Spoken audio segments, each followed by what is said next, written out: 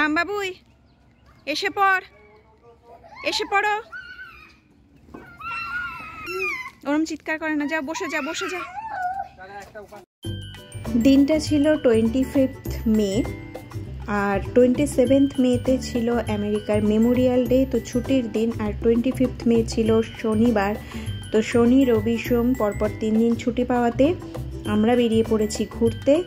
আমাদের উদ্দেশ্য এখন স্যান অ্যান্টোনিও টেক্সাসেরই একটা সিটি। তো আমরা যাচ্ছি এখন। আমরা থাকি কোপেলে, যেটা ডালাসের কাছে। তো ডালাস থেকে এখন আমরা যাচ্ছি স্যান অ্যান্টোনিওর দিকে। আমরা 4টি ফ্যামিলি মিলে এই ট্রিপটা করেছিলাম। তো আমরা এখন এগিয়ে চলেছি ডালাসের দিকে। আর কোপেল থেকে ডালাসে যাওয়ার রাস্তাটা দেখো, চারিদিকে এরকম অনেক ফ্লাইওভারের পুরো জট বলা যায়। এটা পুরো টেক্সাস জুড়েই মোটামুটি চিত্রটা এরকম। আমরা এগিয়ে চলেছি এখন ডালাসের দিকে, প্রায় ডালাসে ঢুকবো এরকম। তো ডালাস থেকে কোপেলের ডিস্টেন্সও মোটামুটি 20 মাইলস মতন হবে। Hello friends, welcome back. আশা করছি তোমরা সবাই ভালো আছো, আমরাও ভালো আছি। বলতে বলতে ডালাসে আমরা ঢুকে পড়েছি। এই জায়গাটা ডালাসের ডাউনটাউন। আমরা চলেছি ফ্লাইওভারের উপর দিয়ে, আর নিচের দিকটাতে তো অনেক রাস্তাও আছে, আর এই জায়গাটাও খুবই সুন্দর। এখন আমরা দেখো নর্মাল রোডে নেমে এসেছি। তো এখান থেকে ডাউনটাউনটা পুরো দেখা যায়। আর ডালাস ডাউনটাউনটা কিন্তু খুবই সুন্দর, বড় বড় বিল্ডিং চারিদিকে, অনেক বড় বড় কোম্পানি, বড় বড় হোটেল, ইউনিভার্সিটি, সব কিছু নিয়ে ডালাসটা খুবই একটা কনজেস্টেড শহর। তো আমাদের এই রকম কিন্তু আমরা টেক্সাসে এসেই প্রথম দেখলাম এত কনজেস্টেড শহর। আমরা আগে যেখানে ছিলাম ডেনভারটা খুব ছোট্ট একটা হিল স্টেশন ছিল, তো সেখানকার ছবিটা কিন্তু একেবারেই এরকম ছিল না। এই ডালাস দেখলে আমরা অনেকটাই আমাদের ইন্ডিয়ার বড় বড় শহরগুলোর সঙ্গে কিন্তু মিল পাই। এখন আমরা ডালাস যে ডাউনটাউন সেটার উপর থেকে এগিয়ে চলেছি। আর এখানে দেখো বড় বড় বিল্ডিং। তো এই জায়গাটা দেখলে আমার কখনো কখনো মুম্বাইয়ের কথা মনে পড়ে, কারণ মুম্বাইয়ের বিল্ডিংগুলো অনেক হাই রাইজ বিল্ডিং থাকে, দেখেছি যেটা। আর এখানেও বিল্ডিংগুলো মোটামুটি হাই রাইজ বিল্ডিং। তো এই জায়গাটা দিয়ে যখনই আমি যাই আমার দেখে মুম্বাই সিটিটার কথা মনে পড়ে।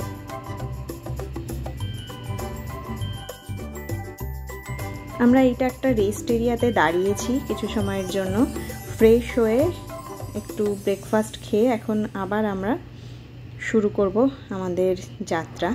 আমরা ডালাস থেকে 2 আওয়ার্সের ড্রাইভ করে এখানে একটা রেস্ট এরিয়াতে দাঁড়িয়েছিলাম, ফ্রেশ হলাম, তারপরে হালকা একটু ব্রেকফাস্ট খেয়ে, সকালে যেহেতু খেয়ে বেরোনো হয়নি, তো হালকা কিছু খাবার দাবার খেয়ে এখন এই যে মামবাবুইদেরকে আবার গাড়িতে বসিয়ে দিচ্ছে, আমরা আবার বেরোবো। এখান থেকে এখনও 2.5 ঘন্টার একটা ড্রাইভ আছে, তারপরে আমরা পৌঁছাবো স্যান অ্যান্টোনিওতে গিয়ে শুরুতেই আমরা যাব আলামো বলে একটা ট্যুরিস্ট স্পট আছে, ওখানে আলামোতে গিয়ে আলামো দেখে তারপরে আবার নেক্সট প্ল্যান। তো চলো এখন যাই। বাই কার আমি ফার্স্ট টাইম এতটা জার্নি করছি, কারণ এই জার্নিটা ছিল কোপেল থেকে স্যান অ্যান্টোনিও পর্যন্ত প্রায় 4.5 ঘন্টার জার্নি। দূরত্বটা ছিল 294 মাইলেরও একটু বেশি। তো এখানে যেটা যেতে গিয়ে দেখলাম, হাই রোড ধরে কিছু দূর যাওয়ার পরেই থাকে এক্সিট পয়েন্ট। তো সেই এক্সিট পয়েন্টগুলো দিয়ে বাইরে বেরিয়ে যাওয়া যায়, মানে হাই রোড থেকে বাইরে চলে যাওয়া যায়, এবং যাওয়ার পরে বেশ কিছু দূর বাদেই এরকম রেস্ট এরিয়া থাকে বা গ্যাস স্টেশন থাকে। গ্যাস স্টেশন মিন্স আমাদের দেশে যেটাকে আমরা পেট্রোল পাম্প বলি, তো সেখানেও রেস্ট রুম, ওয়াশরুম থাকে। তো ফ্রেশ হওয়ার জন্য কিন্তু কোনো প্রবলেমই হয় না, যে কোনো একটা এক্সিট দিয়ে বেরিয়ে এরকম রেস্ট এরিয়া পাওয়া যায়, ফ্রেশ হয়ে আবার হাই রোডে উঠে গাড়ি নিয়ে বেরিয়ে যাওয়া যায়। এখন আমরা যাচ্ছি অস্টিনের দিকে। অস্টিন হচ্ছে টেক্সাসের ক্যাপিটাল, আর এখানের ছবিটাও দেখো সেম অ্যাজ ডালাস, এখানেও ওই রকম ফ্লাইওভার চারিদিক থেকে। আর গাড়িগুলো যাচ্ছে। তো এটা দেখতেও কিন্তু দারুণ লাগে, সঙ্গে আমার একটু ভয়ও করে, কারণ এখানে গাড়ির স্পিড কিন্তু প্রচণ্ড বেশি থাকে। জেনারেলি আমাদের ইন্ডিয়াতে গাড়ির যে স্পিড থাকে তার থেকে অনেক বেশি থাকে এখানে গাড়ির স্পিড। এই যে এটা তো অস্টিনের ডাউনটাউনের দিকে আমরা ঢুকছি, আর এটাও কিন্তু সেম অ্যাজ ডালাসের মতোই বড় বড় বিল্ডিং, আর চারিদিক থেকে রাস্তা সুন্দর সুন্দর করে একদম ফ্লাইওভার করে। আমরা কোপেল থেকে 2 আওয়ার্সের যে ড্রাইভিংটা করে রেস্ট এরিয়াতে দাঁড়িয়েছিলাম, ওই আগের 2 আওয়ার্সের আমাদের ড্রাইভিংটা স্মুথ একটা ড্রাইভিং ছিল, কিন্তু পরে ওই রেস্ট এরিয়া থেকে পরবর্তী যে 2.5 ঘন্টার একটা ড্রাইভিং ছিল, যেটা 2.5 ঘন্টা মানে ড্রাইভিংয়ের টাইমটা ছিল যে যদি ঠিকঠাক গাড়ি চলে 2.5 ঘন্টা, বাট এইখানে লেগেছিল আমাদের অনেক সময়। 2.5 ঘন্টাটা প্রায় 4 ঘন্টা লেগে গেছিলো। আর ছিল খুব পরিমাণে ট্রাফিক, এত ট্রাফিক ছিল, আর ম্যাক্সিমাম গাড়িগুলোই কিন্তু ওই স্যান অ্যান্টোনিও পর্যন্তই যাচ্ছিল, কারণ কি আমরা স্যান অ্যান্টোনিও পর্যন্তই পুরো সেমভাবেই আমরা ট্রাফিক পেয়ে গেছি। তো এই ট্রাফিক দেখে মনে হচ্ছিল যে সমস্ত ডালাস বা ওই দিককার মানে নর্থ টেক্সাসের লোকজন সবাই হচ্ছে সাউথে যাচ্ছে, আর সাউথের মানেই স্যান অ্যান্টোনিও যাচ্ছে, কারণ স্যান অ্যান্টোনিওটা এখানে টেক্সাসের মধ্যে খুব বড় একটা ট্যুরিস্ট প্লেস। তো ওখানে অনেক কিছুই আছে, আর এই 2-3 দিন এনজয় করার জন্য ওই জায়গাটা খুবই ফেমাস। তো প্রচুর ট্রাফিক ছিল সেই দিন। এই যে আমরা পুরো অস্টিনের ডাউনটাউনটার ওপর থেকে এখন যাচ্ছি, দেখো চারিদিকটা কি সুন্দর, আর কত হাই রাইজ বিল্ডিং। আমরা কোপেল থেকে বেরিয়েছিলাম সকাল 7:30টায়। যদি ঠিকঠাক মতন গাড়ি এখানে চালানো যেত তাহলে আমাদের 12:30টা থেকে ম্যাক্সিমাম 1টার মধ্যে আমাদের স্যান অ্যান্টোনিও ঢোকার কথা ছিল, কিন্তু এতটাই বেশি ট্রাফিক ছিল যে আমাদের স্যান অ্যান্টোনিও পৌঁছাতে টাইম লেগে গেছিলো 2 কি 2টোরও একটু বেশি বেজে গেছিলো আমাদের স্যান অ্যান্টোনিও পৌঁছাতে। সে হ্যালো।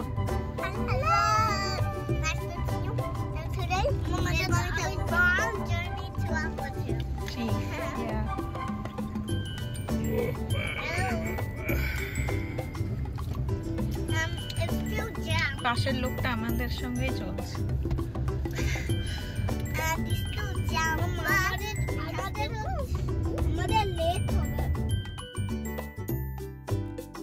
জার্নিটা তো আমাদের ভালোই লাগছিল, কিন্তু এই দিনটা কিন্তু ছিল প্রচণ্ড গরম। স্যান অ্যান্টোনিও টেম্পারেচার সবসময় কম বেশি ডালাসের থেকে মোটামুটি 10 আর 15 ডিগ্রি ফারেনহাইট বেশি থাকে। তো এই দিন স্যান অ্যান্টোনিও টেম্পারেচার ছিল দুপুরের দিকে 105 ডিগ্রি ফারেনহাইট, মানে সেটা কিন্তু 40 ডিগ্রি সেন্টিগ্রেডেরও বেশি।